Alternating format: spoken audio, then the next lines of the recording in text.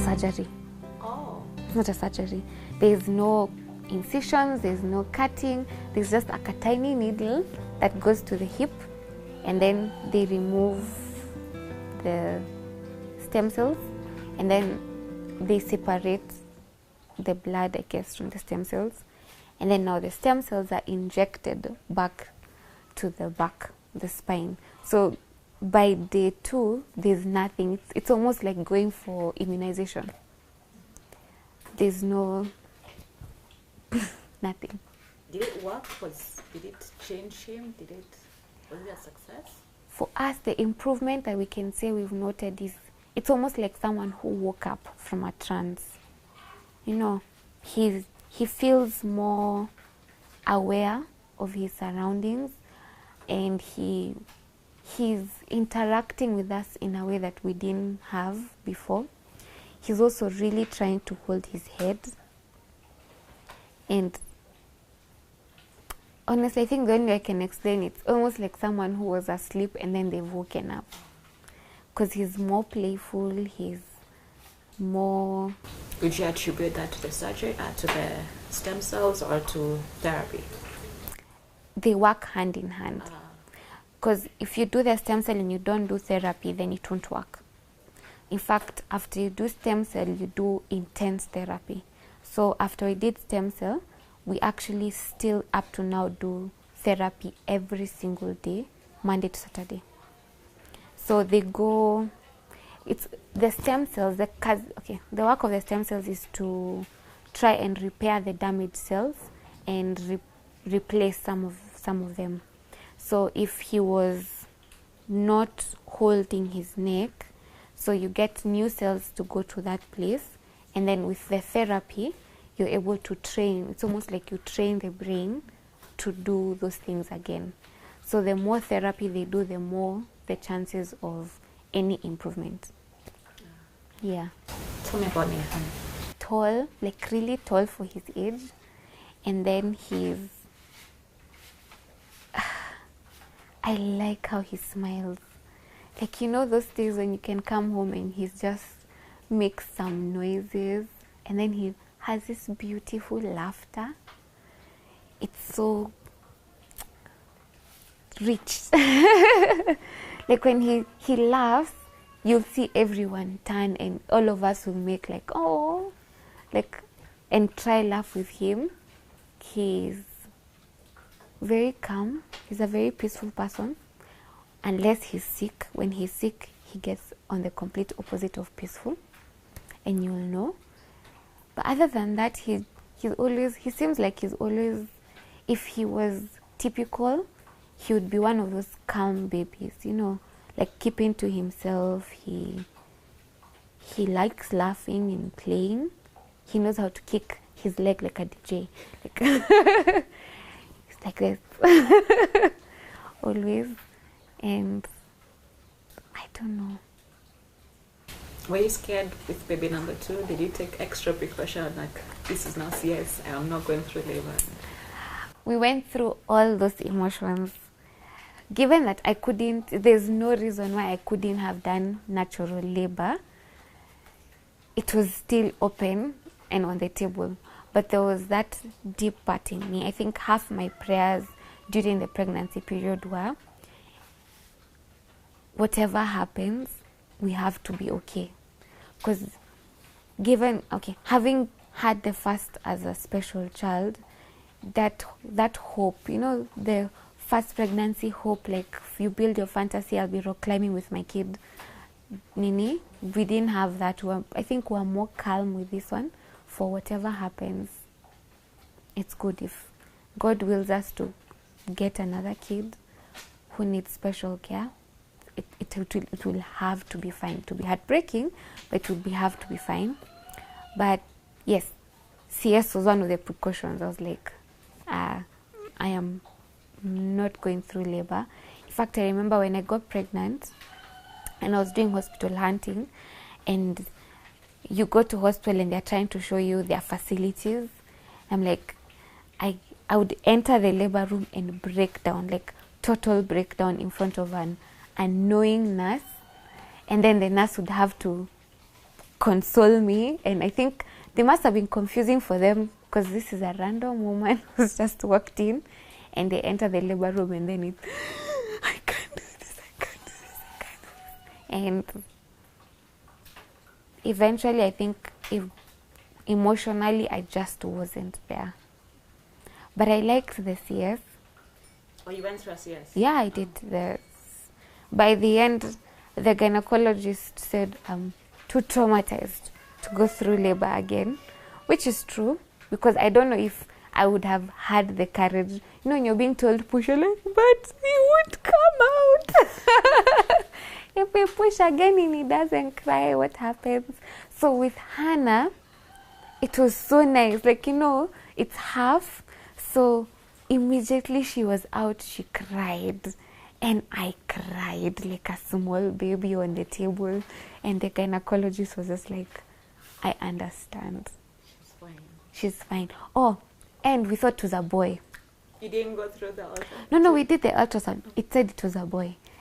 Yeah, I did ultrasound 8 months to see it was a boy. So when we're at the table and the baby is like, do you want to see your baby? I'm like, yes. Like, what gender it is? I'm like, boy. Like, look nicely. Like, you're sedated. like it's not a boy. It's like, no, you're having a girl. I'm like, what? First you've cried and then you're a girl. But the first thought in my head was, oh my gosh, who's going to tell my husband it's a girl? Because he'll, of course, when the baby is coming out to be brought, he's waiting for a girl, for a boy. So he asked the nurses. The nurses told him, congratulations on your girl. Like, no, I'm waiting for a boy. Had you already put a boy's name? Yeah, we had everything. Like, we had clothes. But I didn't do so much of the clothes, because I just went through Nathan's clothes and I was like, this looks like it's tiny. Mm-hmm. We'll do this month 1. But I really thank God we didn't do shopping, because that would have been really weird. You guys, no one told me breastfeeding is an art, science, math. With Nathan, I didn't breastfeed. We cup fed from day 1. So with this one, I'm like, I usually see moms do this. It's a breeze. What? My last 2 weeks, I've just been like, why didn't anyone tell me this is calculations? It's art. It's a pure art. But she's latching on well? We are heading there. And then Nathan didn't cry. Never used to cry in the middle of the night. This one yells. Like, young lady. Young lady. I didn't know I could enjoy crying. Like, you're crying. You've woken up. It's nice. Tell me, you had mentioned you had went through a period of going through the church to seek healing for Nathan. You went through so many things. Before acceptance, because acceptance is a journey when it comes to special kids. And I did go through like a major period where I was church hopping, Kesha hopping, prophet hopping. Like, I was this close. Like, if my husband didn't put me in check, I'd probably be even in a cult. You know, like extremities, looking for, because everyone who told me they could pray for him and he could get healed was anything. I would take anything up. I'm like, if you're going to pray for him, that's fine. I'll bring the baby. So I took the baby through so much until finally I got my answer, which was, it was hard. It wasn't so hard. I think it was just not the answer you're waiting for, but it's an answer from God. And it was, he is fine. He is complete as he is. Stop trying. Nothing is going to change with him at the moment. He needs to fulfill his purpose as he is. And you know, hearing such a thing, you're like, you prophet, you're wrong. Let's go to someone else who's going to tell me he's going to get healed immediately. But over and over again, the more I took him, he'd get prayed for, the more speaking in tongues and keshas and like, I don't know if there's anything I didn't go through in that period, the first year.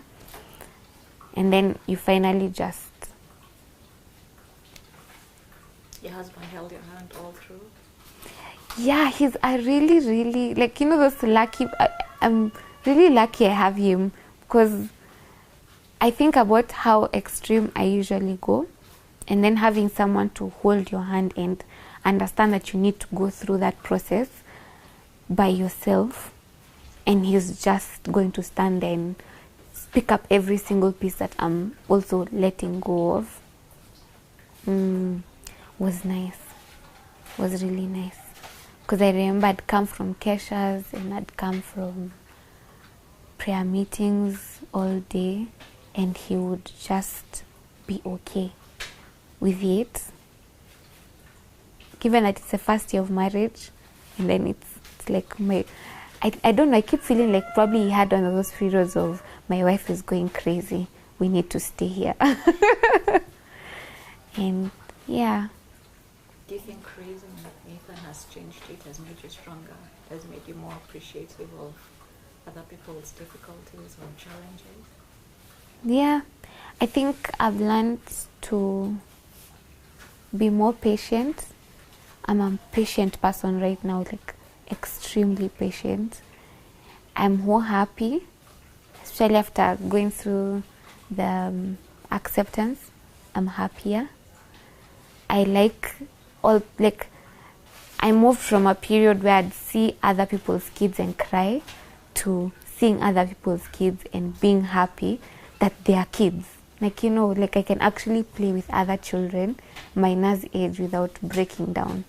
Because I'd also be very careful not to go for Sunday schools. I would not go for birthday parties. I would not go anywhere next to anything that would resemble many children my son's age being there and having to be okay with it. So that included get-togethers for families. And until I got okay to see other people's kids and appreciate, like, oh, it's a baby, let's play with the baby, and not cry and just have genuine emotion, like really genuine emotion. Yeah. But my marriage got stronger. My relationship with my family, especially my mom and my brother, got stronger. I think I'm the most patient when it comes to nannies. I don't harakisha them, because getting to understand Nathan is a whole process by itself. You can't expect someone to get him from day one. You need a month or two. It took me 2 years. So if it can take you 2 months, okay. I've been lucky not to have bad experiences. There's only one, but it wasn't a bad experience as such. She was really nice.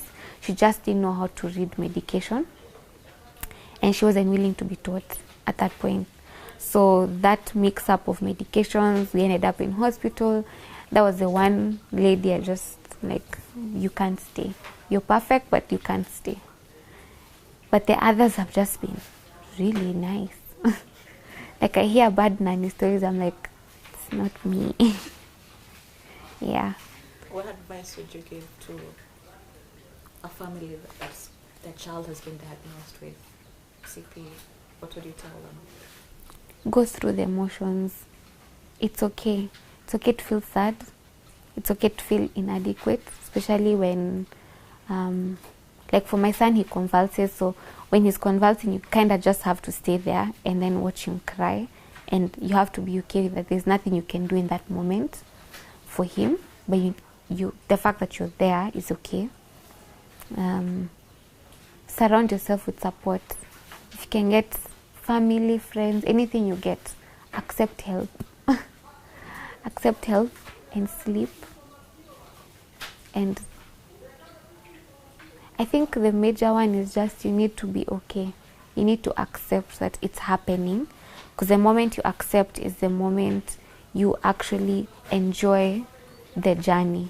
It stops feeling like a burden, it feels like this is my kid. Like, you know, I can look at Nathan and I'm like, he's so handsome.